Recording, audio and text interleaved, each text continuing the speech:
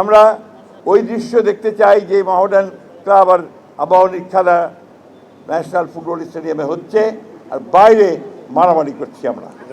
আমি এখনও সুযোগ পেলে মাঠে ক্রিকেট খেলা দেখতে যাই, এবং যদি আবাহনী মোহামেডানের ফুটবল খেলা হয় তাহলে আবার দেখতে যাব। এখানে আমিনুল আছে, আমি আমিনুলকে অবশ্যই একটা ধন্যবাদ, কৃতজ্ঞতা জানাতে চাই যে সত্যিকার অর্থেই সে একটা খুব ভালো কাজ শুরু করেছে আমাদের তৎকালীন পূর্ব পাকিস্তানের এবং কলকাতার মোহামেডান স্পোর্টিং ক্লাবে। পরবর্তীকালে মোহামেডান ক্লাবের স্পোর্টিংয়ের সঙ্গে বিশেষ করে কলকাতার পরিচয় হয়েছে, এটা আবার একটু অন্যভাবে সাহিত্যের মধ্য দিয়ে। অর্থাৎ তখন যে উপন্যাস বা সাহিত্য লেখা হতো সেখানে মোহামেডান ক্লাবের অবশ্যই উল্লেখ থাকতো, এবং দেখা যেত যে তখনকার দিনে কলকাতায় যারা বাস করতেন তারা মোহনবাগান আর মোহামেডানকে নিয়ে এবং ইস্ট বেঙ্গল এটা নিয়ে তাদের সেই উপন্যাস, তাদের সাহিত্য গড়ে উঠেছে। আজকের আমাদের অত্যন্ত জনপ্রিয় সভাপতি জনাব বরকতুল্লাহ বুলু মঞ্চে উপবিষ্ট আছেন, আমার কলেজ জীবন থেকে বন্ধু আমাদের মনিরুল হক চৌধুরী সাহেব।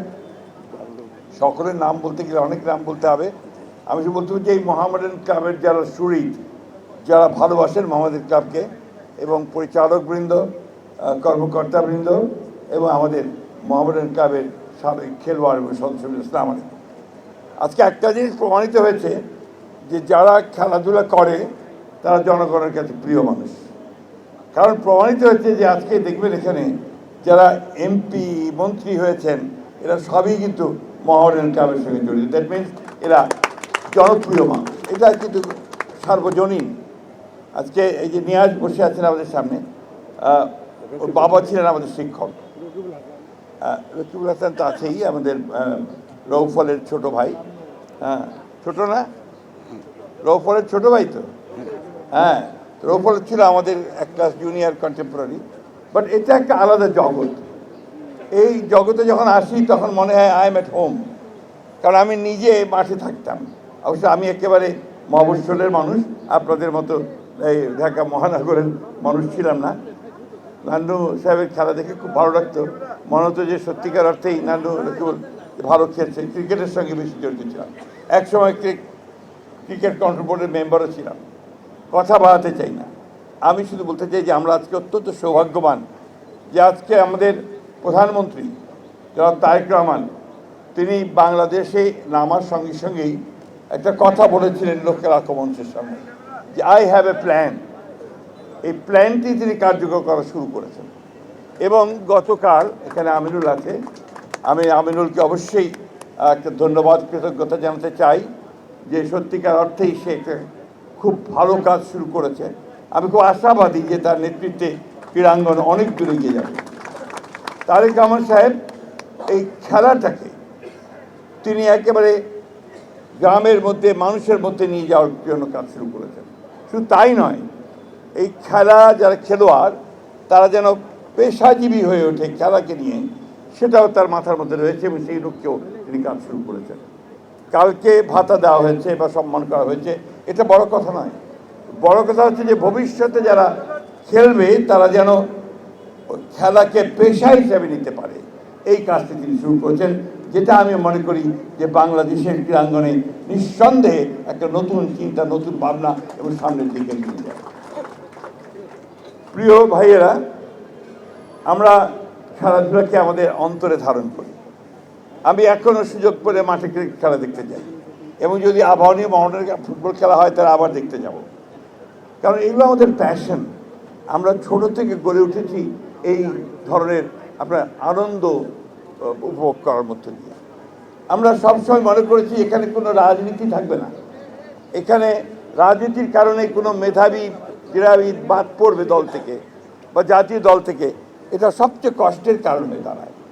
এই উপগ্রহ থেকে আমাদেরকে বেরিয়ে আসতে হবে।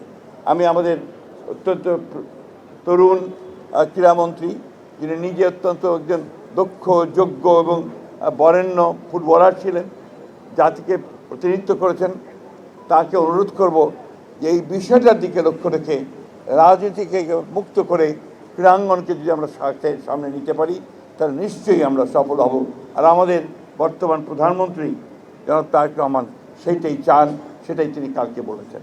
আমি বক্তব্য দীর্ঘ করবো না, এখানে অনেকে আছেন যারা রোদে কষ্ট পাচ্ছেন, গরমে কষ্ট পাচ্ছেন।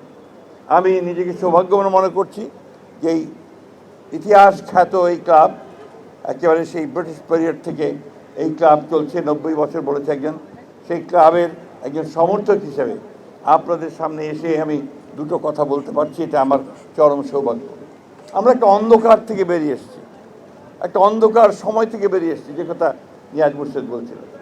আমরা লেটাস নট ওটাকে আর মনে না করি, আসুন আমরা নতুন স্বপ্ন দেখি, নতুন আলো দেখি এবং নতুন সূর্যের মধ্য দিয়ে আমরা ক্রীড়াঙ্গনকে নতুন করে সাজিয়ে নিই। সেটাই হোক আমাদের একমাত্র লক্ষ্য। মোহামেডান ক্লাব অনেক ভালো করবে।